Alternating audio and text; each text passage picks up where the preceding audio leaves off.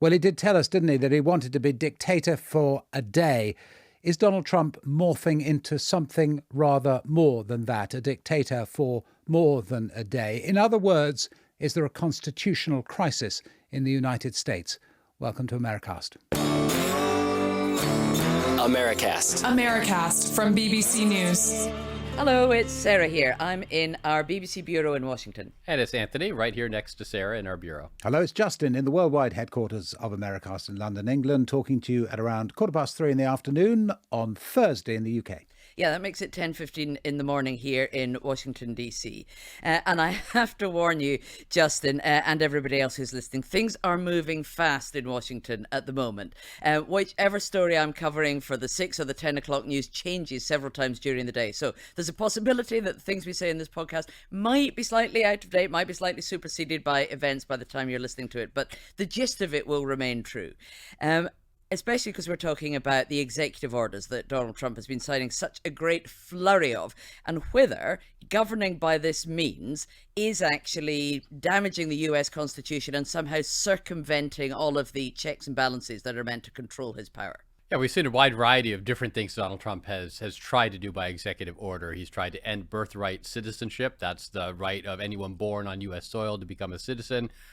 He's started transferring migrants to Guantanamo Bay. He's suspended asylum processing. He's ended the resettlement of refugees. He banned transgender care for people under the age of 19. He's offered all of these buyouts to federal workers, allowing them to essentially have an advanced leave while getting paid as long as they promise to resign by October. There's also a freeze on federal spending. There's a freeze on federal hiring, and then everything else Donald Trump has done to combat the diversity, equity, and inclusion, DEI programs throughout the federal government. It's a remarkably broad scope of action that Donald Trump has taken unilaterally.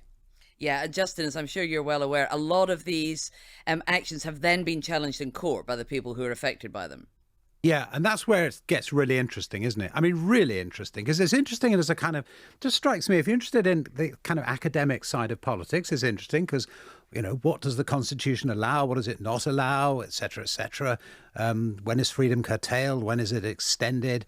But also, this is actually real stuff that Anthony's just gone through. I mean, real things that have a real immediate impact on real people. It's not academic at all. It really does matter whether he is allowed to do this stuff or not. And yeah, as you're saying, the judges in quite a few of these cases have blocked it and at the moment seem to be on a collision course. So to give one example, the blocking of Doge, Elon Musk's sort of anti-big government task force, they've been banned from accessing sensitive US Treasury data. And there was this response from the vice president himself, from J.D. Vance, on X. He said if a judge tried to tell a general how to conduct a military operation, that would be illegal. If a judge tried to command the attorney general in how to use her discretion as a prosecutor, that's illegal. Judges, he said, aren't allowed to control the executive's legitimate power. It's a big statement, guys, isn't it, in every way?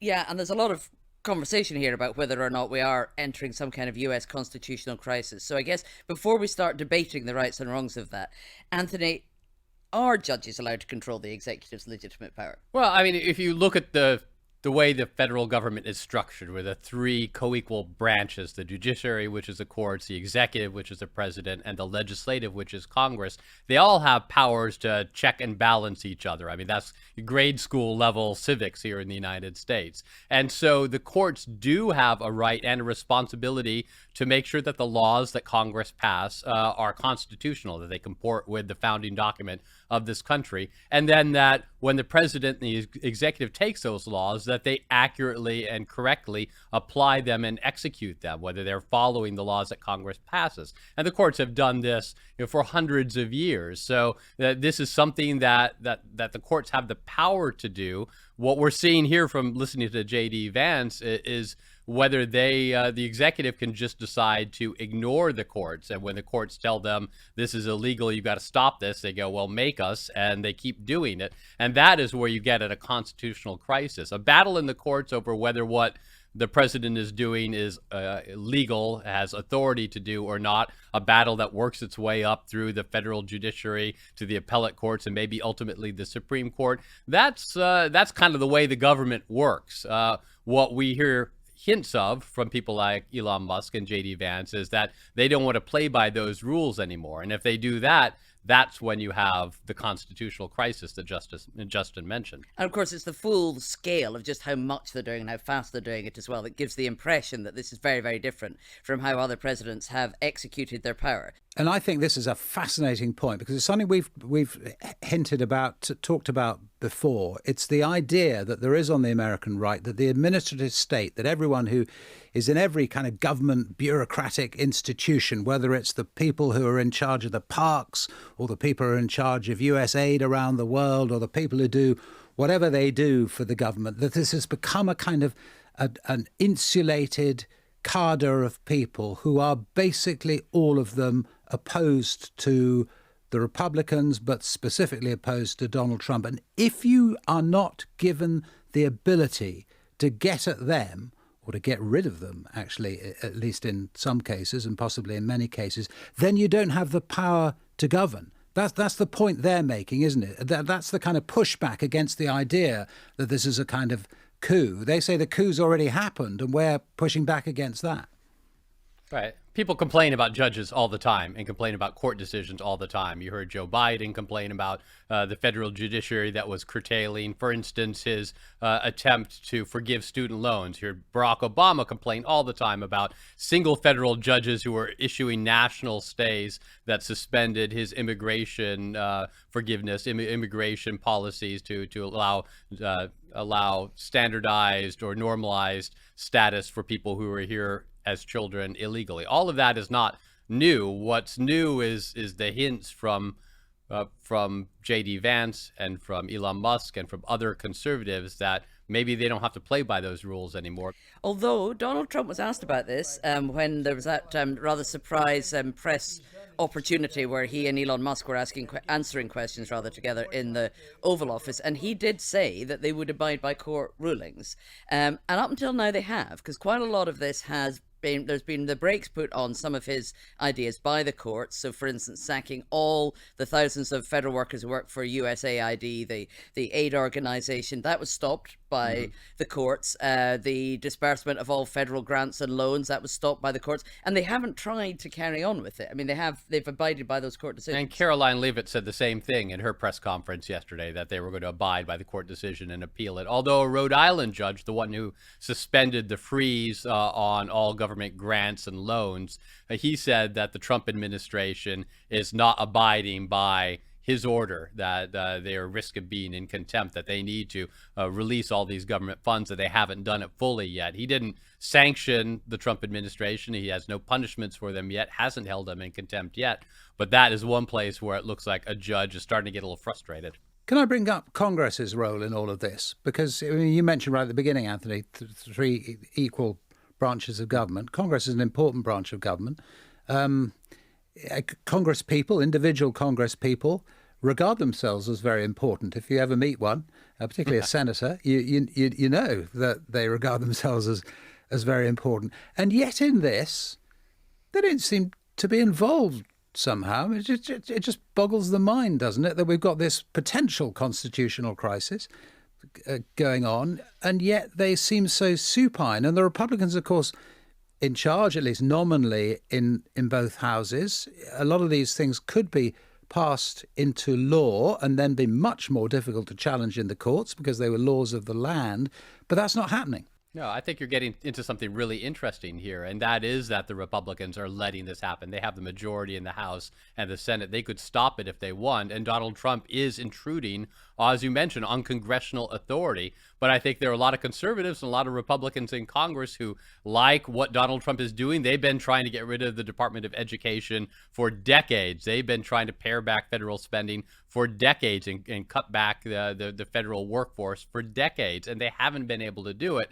Now Donald Trump is actually finding a way, perhaps if the courts allow him to do it. And so the ends they like, The means, maybe they're not so big a fan of, but for at least right now, they're willing to go along with it because it's getting something done that they have been ramming their head into the wall over and over again on. Although, interestingly, in quite a few cases, the reason why the courts have stepped in and at least paused some of the executive actions that Donald Trump has signed is because the people bringing those cases have said it should be Congress that's doing this. Yeah. You, as the president, don't have the power at the stroke of a pen to, for instance, disband the whole of USAID. It was created by Congress, it's funded by Congress, it needs to be disbanded by Congress.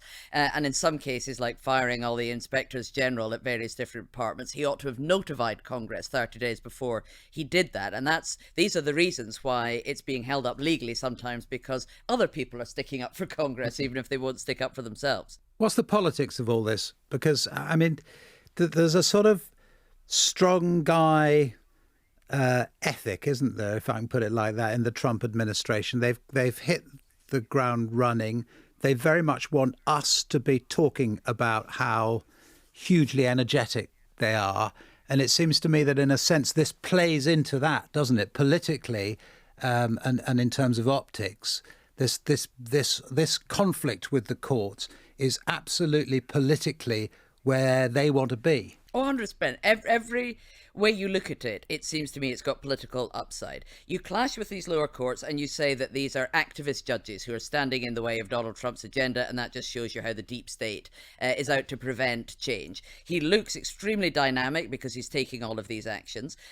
Ultimately, these court cases will go up and up to higher and higher courts and end up in the Supreme Court, where if Donald Trump loses, well, at least he fought a valiant fight on behalf of what people elected him to do, he will say, but there's every chance he might win. We were all very surprised when the Supreme Court ruled last year that he, as president, he was the one who brought the case, had total immunity for any acts he did, took official acts he took as president, that he would not be criminally liable for any of that. They've given him very, very wide scope in the past. They might very well do so again. Yeah, it's going to be a fascinating case. And remember, as we talked about before, 9 justices on the U.S. Supreme Court, 6 of them are conservative. 3 of those have been appointed by Donald Trump himself. So he only has to get 5 of the 6 conservative justices to support this vast expansion of presidential power in order to win. So it may be he's rolling the dice here, and he's not going to have to just ignore the courts, because when push comes to shove, the courts will ultimately be on his side. That could be the bet. And look at the coverage of it. So I think every day this week I've opened the New York Times and the words constitutional crisis have appeared fairly prominently. So there are howls of liberal outrage. Well, the Trump White House doesn't care about that. They're probably quite happy about that. The Wall Street Journal, some of the more right-wing papers, well, they're writing at length how ridiculous this liberal panic is, and how, yes, you could get to a constitutional crisis if the executive branch starts completely ignoring court rulings, especially if they try to ignore a Supreme Court ruling, but that we're nowhere near that yet. And could everybody please calm down a bit? We had a couple of emails on exactly these points. This is a good one from Andrew. For a country that seems to define itself and how it shook off the shackles of the British monarchy, it seems like they have a monarch with greater power than any modern monarch in Britain. The stroke of an executive order, Andrew says, seems to have all the power of a Tudor king rather than a president working within checks and balances. It feels odd, he says, that this centralisation of power is accepted without comment. Well, it's not being accepted without comment, is it? But it is true, isn't it, Anthony, that it kind of, it's an interesting question, the extent to which Americans actually want the kind of smack of firm government. And although they've invented all these checks and balances and sometimes tell us how proud they are about the Constitution, that actually they quite like something to be done just at the stroke of a pen. I think it reflects the frustration that many Americans feel about the system not working for them. This system has been gridlocked for a long time. Only very rarely do the different branches of government all kind of work in unison to make sweeping changes that many American people want. And so I think this is that frustration boiling over. Well, if Congress and the president can't seem to get along and nothing gets through Congress and everything gets tied up by the courts, well, maybe we should try having a stronger president who just rams all this through. Courts be damned, Congress be damned. And I think a lot of Americans will be happy with the end result. If you look at polls right now, it's not the, oh my gosh, what is Donald Trump doing? He's tearing up the Constitution. You can see a plurality or close to it approving of Donald Trump and viewing him as someone who is taking decisive action, and they support that. And of course, talking about monarchy is a bit of a dirty word in America. They are very, very proud of the way they threw off the shackles of monarchy and invented an elective democracy instead. But of course, the difference between Donald Trump and a Tudor king is that he was elected and now he's taking all of these powers. But I guess if we're drawing those comparisons, if he's Henry VIII, does that make Elon Musk Thomas Cromwell? Yeah, with all the ramifications later down the road that might bear, it almost certainly does. We had another email as well, actually, which I think is worth getting to, from Michelle, who says she's intrigued by the issue of the Constitution at the moment. Yes, Michelle, we all are.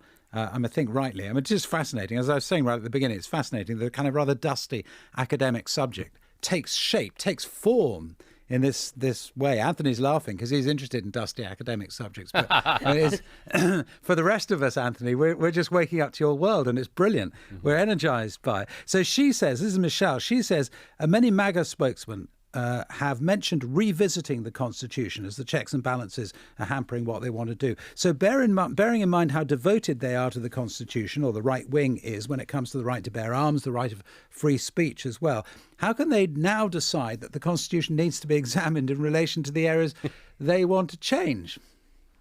I mean, that's a very good question. I mean, you hear people talk about the First Amendment and First Amendment protections, and conservatives get very upset about what they see as infringement of free speech. But then on the flip side, you see some conservatives getting very upset when people on the left exercise their free speech, and they take their own steps to try to control speech that they don't approve of. You saw Elon Musk on one hand doxing the daughter of a Rhode Island judge because of her employment at the Department of Education, but then Elon Musk bristling at the fact that there were reporters who were providing detailed information about these 19 to 21-year-old Doge employees who are going through the federal agencies and searching for, in his view, waste, and saying that that was illegal to provide public details about these folks. So it is a bit of a double standard. I will say something, Sarah, you mentioned, Donald Trump was elected, and that is something you hear from Trump and other conservatives time and time again. You heard from Elon Musk in that Oval Office visit and press conference he held a couple days ago, and that is that Donald Trump and the Trump White House are speaking for the American people, that they have the imprimatur of the American people, and that Trump is doing what the American people voted for, and it is the courts, and it is Congress, and it is Democrats, and the bureaucracy that are standing in the way of that. So, they are trying to present themselves as being accountable to the people in a way that their opponents aren't. I'm really intrigued by something in this question from Michelle. I mean, she's absolutely right that people, and I think on both sides of the political argument, cling to the parts of the Constitution that support what they believe in and use them as a shield, and then can conveniently ignore other parts.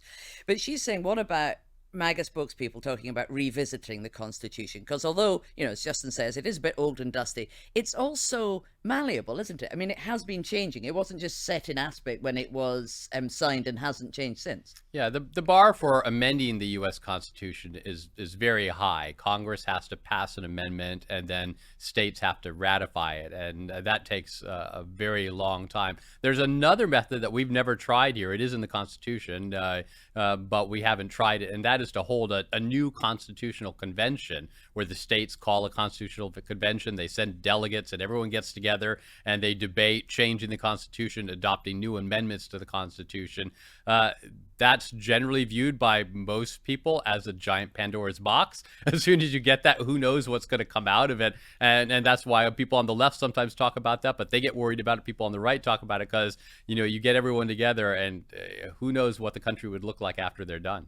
But the very idea of talking about amending or revisiting the Constitution, that's not outrageous. That's not heretical in itself. I mean, as society moves on, as people have different ideas, sometimes the Constitution needs to keep up. Yeah, we have 28 amendments already. So obviously it's been done a lot, sometimes done and redone, like with prohibition. And there's an amendment, an equal rights amendment, that may or may not have been ratified at this point. Biden says it was. That would give women equal rights under the eyes of law enshrined in the Constitution.